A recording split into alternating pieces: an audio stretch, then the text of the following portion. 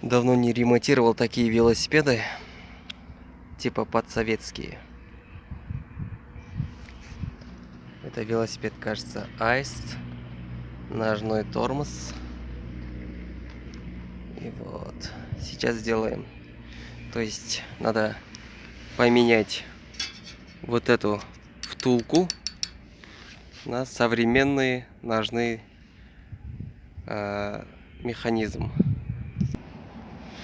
То есть поставим вот такие современные ножные тормоза.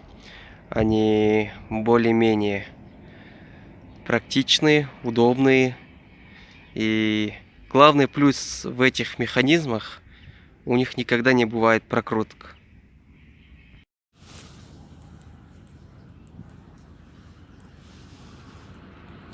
Вот, установили новую втулку, задний механизм ножного торможения.